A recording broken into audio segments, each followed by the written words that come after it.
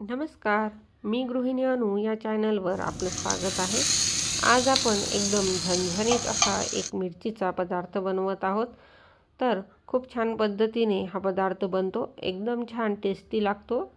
लहानांपासून ते मोठ्यांपर्यंत सर्वांनाच आवडणारा हा पदार्थ आहे। खूप छान लागतो। मधल्या वेळेमध्ये आपण जेवण करताना हे पदार्थ घेऊ शकतो। जरी भाजी नसेल तरीही आपण भाकर किंवा पोळीसोबत सहजच खाऊ शकतो।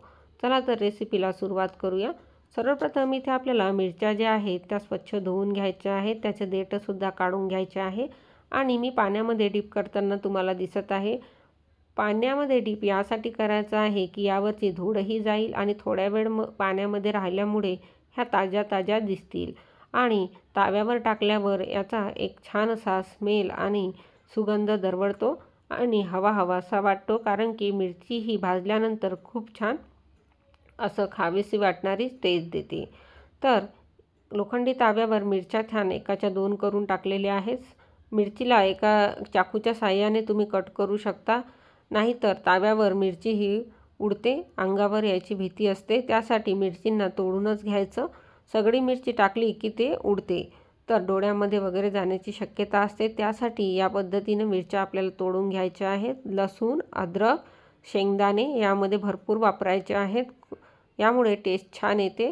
तर लोखंडी ताव्यावर मुद्दामच आपण हे टाकून घेतलेलं आहे। लोखंडी ताव्यावरील भाजलेलं अन्न हे खूप छान असतं, पौष्टिकही असतं, त्यामुळेच लोखंडी ताव्यावरच ह्या मिरच्या मी भाजायला घेतलेल्या आहेत।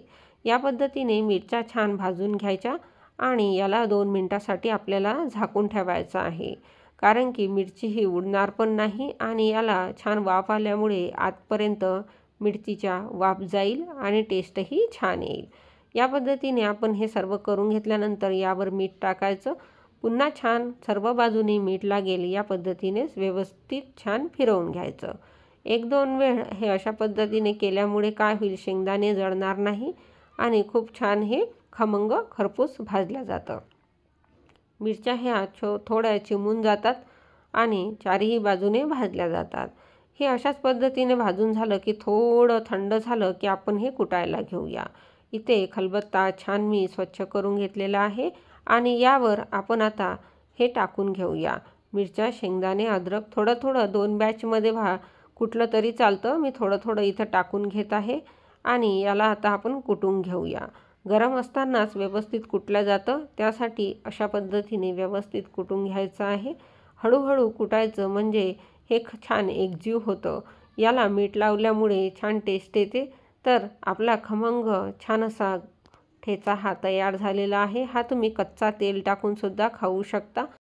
या ठेच्याबरोबरच एक टम्म फुगलेली पोळीसुद्धा मी इथं बनवून घेतलेली आहे। या पोळीसोबतच मी इथे हा ठेचा सर्व करणार आहे। गरम गरम पोळीसोबत, भाकरीसोबत हा ठेचा खूप छान लागतो।